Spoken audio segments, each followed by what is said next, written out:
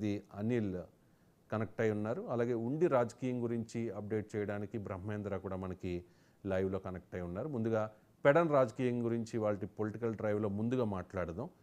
అనిల్, ఏంటి ఎటువంటి చర్చ జరుగుతుంది అక్కడ పెడన్ రాజకీయం గురించి? గారు, కడన నియోజకవర్గంలో రోజు రోజుకి రాజకీయ పరిణామాలన్నీ పూర్తిగా మారిపోతున్నాయని చెప్పవచ్చు.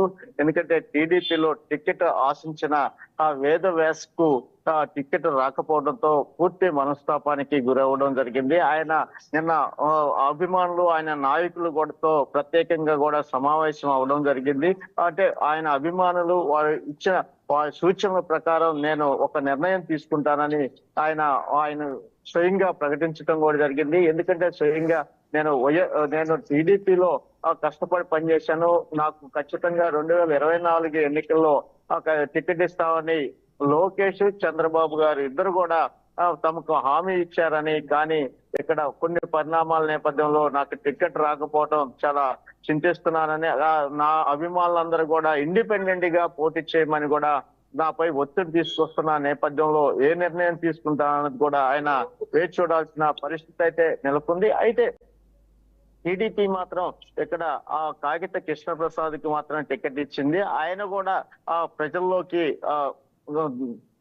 చాలా ఫాస్ట్ గా దూసుకుపోతున్నారని చెప్పుకోవచ్చు ప్రచారాల్లో. ఎందుకంటే ఆయన కొంతమందిని కలుపుకొని వెళ్తున్నారు.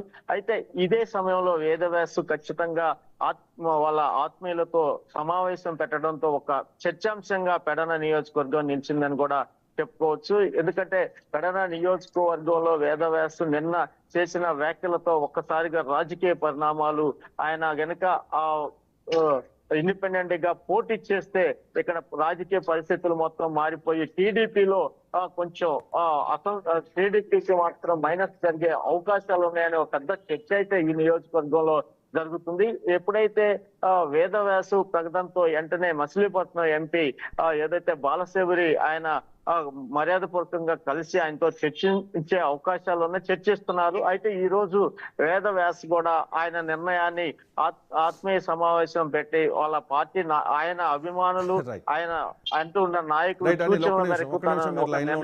పెడన్ నియోజకవర్గంలో కాపు సామాజిక వర్గ ఓటర్లు అధికంగా ఉంటారు. సో చాలా దఫాలుగా అక్కడ గౌడ సామాజిక వర్గం వాళ్ళే ఎమ్మెల్యేలుగా అవుతున్న పరిస్థితుల్లో